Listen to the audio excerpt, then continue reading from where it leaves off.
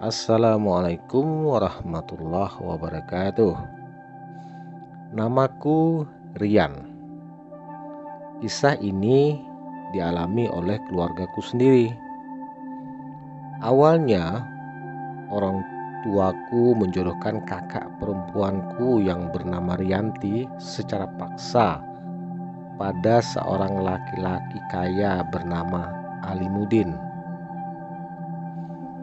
Alimuddin itu aku rasa lebih pantas jadi bapaknya Rianti daripada jadi suaminya. Alimuddin punya 3 istri dan anaknya banyak. Awalnya Rianti menolak perjodohan itu karena Rianti sudah memiliki kekasih. Rianti sudah minggat dari rumah berkali-kali, namun tetap saja Alimuddin mengetahui keberadaan kakakku. Hingga akhirnya Rianti pasrah. Mau nggak mau menerima perjodohan itu. Aku selaku adik laki-lakinya sangat sedih melihat nasib Rianti yang menjadi korban paksa itu. Singkat cerita, Rianti sudah menikah dengan Alimuddin dan menjadi istri muda yang keempat. Kakakku dibawa oleh Alimuddin ke rumah besar miliknya yang sengaja telah disiapkan untuknya. Namun rumah itu sangatlah besar kalau hanya untuk ditinggali kakakku dan pembantunya saja. Akhirnya kakakku memintaku untuk tinggal bersamanya. Kebetulan jarak rumah itu lumayan dekat dengan kampusku. Dan kata kakak, Alimuddin juga punya anak gadis yang sama-sama satu kampus denganku. Dia anak dari istri pertamanya, namanya Santi. Semenjak aku tinggal di rumah kakakku, Santi jadi sering ke rumah ibu tirinya, yang tak lain adalah kakakku itu. Dia gadis yang baik, soleh, dan rendah hati. Nah, pada suatu malam, tepatnya malam Selasa, aku melihat Simbo bawa sesajen ke lantai 3. Semacam kelapa muda, kemenyan, rokok, bunga-bungaan, dan sejenisnya. Setelah Simbo kembali dari lantai 3, aku bertanya padanya, kenapa dia bawa sesajen ke atas? Simbo cuma menjawab, Saya cuma disuruh sama Tuan, Den. Saya juga tidak tahu. katanya. Namun pada tengah malamnya, aku mendengar suara-suara ramai yang menyeramkan di lantai 3. Aku pun sempat berjalan ke arah anak tangga dengan pandangan ke atas. Dan astaga, ternyata banyak makhluk-makhluk halus sedang bersenang-senang di sana. Aku mengetahui hanya dari bayang-bayangannya saja. Lalu terlihat sosok makhluk tinggi besar dan bertanduk. Seketika itu juga aku lari ke kamar. Namun dalam senyap kamarku, tetap saja aku tak bisa tidur karena suara-suara gaduh di lantai 3 itu. Paginya aku bertanya pada kakakku Rianti, apakah dia mendengar suara-suara aneh di lantai 3 tadi malam? Rianti hanya menggelengkan kepala dan bilang kalau aku hanya berhalusinasi. Pada suatu saat, aku pernah disuruh pergi mengantar berkas-berkas perusahaan kakak iparku, Alimuddin, ke pabrik gula terbesar di malam hari.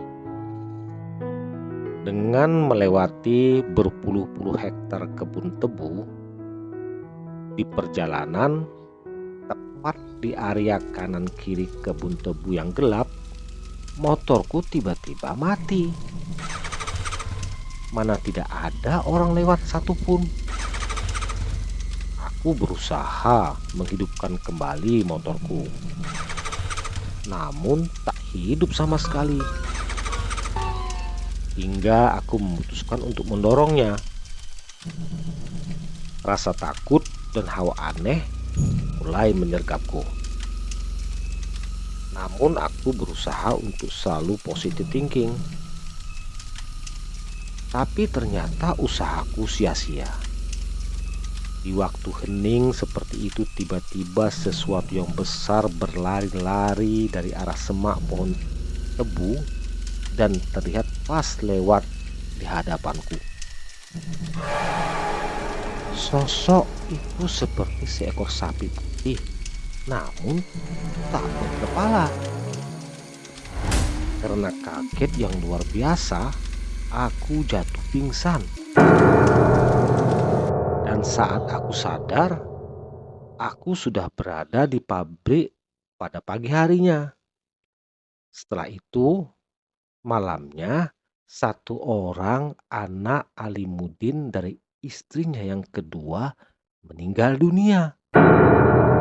Semenjak saat itu, aku merasa curiga atas keanehan demi keanehan. Apalagi Santi sering bilang padaku bahwa kakaknya sudah 5 orang yang meninggal. Bahkan Santi pun pernah bilang, dia sering mimpi diterkam makhluk halus yang menyeramkan jikalau dia tengah tidur. Pada suatu hari, Alimuddin membawa kakakku Rianti untuk mendampingi dinas selama 3 bulan di luar kota. Tepat waktu itu, Rianti tengah hamil 4 bulan. Jujur, aku dan Santi diam-diam berpacaran. Dikala saat seperti inilah Santi sering main di rumah kakakku yang kutinggali. Pada saat kami asik membicarakan dan berbagi tentang tugas-tugas kuliah kami, tiba-tiba Santi berkata agak serius, "Rian, aku bahagia bila dekat denganmu. Akankah umurku panjang biar bisa bersamamu seperti saat ini?" ujarnya. Aku menjawab, "Hus, kok ngomongnya gitu sih? Ya insya Allah kita akan selalu bersama." Dan Santi pun bilang bahwa setiap tahun jika bulan Suro, bapaknya Alimuddin sering menyembelih 3 ekor sapi putih. 1 ekor dibagikan kepada warga, 1 buat keluarga sendiri, dan 1 lagi dibuang ke sungai. Dan jika sapi putihnya kurang dari 3, pasti ada saja salah satu anggota keluarganya yang meninggal.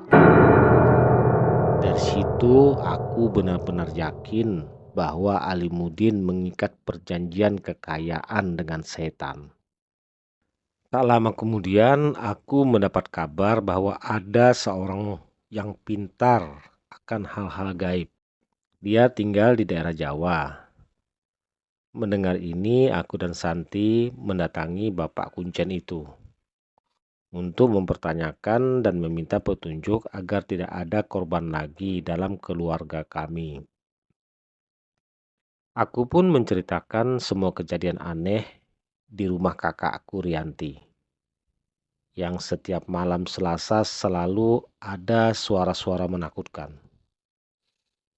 Bapak Kuncen menyarankan agar aku memasang ayat kursi di setiap pintu kamar, terutama kamar kakakku. Bapak Kuncen juga menyuruh Santi agar tidak lupa mengingat Allah. Aku diberikan sebuah cincin giok berwarna putih. Bukannya musyrik, tapi hanya untuk berjaga-jaga saja bila aku ketakutan. Dan setelah itu terkuak sudah rahasia Alimuddin. Ternyata benar kecurigaanku selama ini. Alimuddin memuja dan bersekutu dengan setan. Dia terikat perjanjian kekayaan dengan Gundurwo dengan persyaratan tumbal 3 sapi putih tiap tahun. Dan jika tidak, salah seorang anak atau istrinya yang jadi gantinya. Santi sangat kaget dan sedih mendengar ayahnya bersekutu dengan setan. Santi menangis. Mengapa ayahnya tega menukar nyawa anak istrinya dengan kekayaan yang tidak dapat dibawa mati? Singkat cerita, aku kembali ke rumah kakakku dan menuruti saran Bapak Kuncen. Aku memasang stiker ayat kursi di setiap pintu kamar. Malam harinya, hawa panas hening mencekam. Dan tiba-tiba terdengar suara meraung, menggeram, dan suara dentuman dari sosok makhluk yang besar. Mendengar ini, aku langsung menghubungi Santi agar wudhu dan sholat serta membaca Al-Quran. Sedangkan aku masih dalam keadaan gemetar mendengar suara menyeramkan itu. Aku pun teringat Simbok yang pintu kamarnya lupa aku beri stiker ayat kursi. Sambil masih terdengar dentuman kaki, aku berlari menuju kamar Simbok. Sesampainya di sana, aku mendapati Simbok tergeletak pingsan. Aku membangunkan Simbok sambil kutetesi kedua matanya dengan air dan kubacakan ayat-ayat suci yang aku hafal. Syukurlah Simbok bisa sadar. Namun ketika ia membuka mata, Simbok langsung menjerit lagi menandakan ia melihat sesuatu di belakangku. Dan pas aku tengok, nauzubillah, nampak sesosok gorila berwajah serigala, bertanduk dan bertaring sebesar gading gajah. Matanya merah menyala menatapku penuh amarah. Jujur aku sangat takut melihat makhluk yang tak pernah kupercayai keberadaannya itu.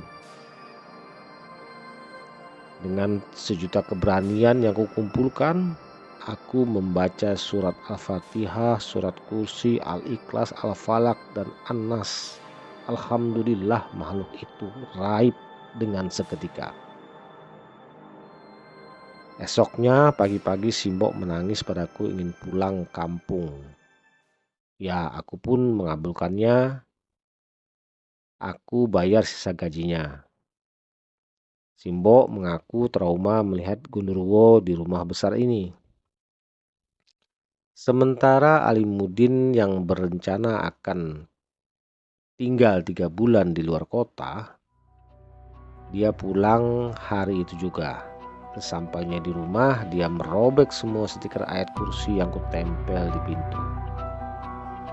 Ia menggamparku dan mencaci maki serta memarahiku. Dia juga bilang aku telah mengotori rumahnya dengan stiker yang tak berguna. Aku tahu ini semua pasti iblis keparat itu yang mengadu dan memarahi Alimuddin, dikarenakan rumahnya penuh dengan cahaya suci yang membakar tubuhnya. Akhirnya aku pun diusir dari rumahnya pada hari itu juga. Namun sebelum pergi aku berpesan pada kakakku Rianti agar tak lepas dari air wudhu, sholat dan berzikir kepada Allah.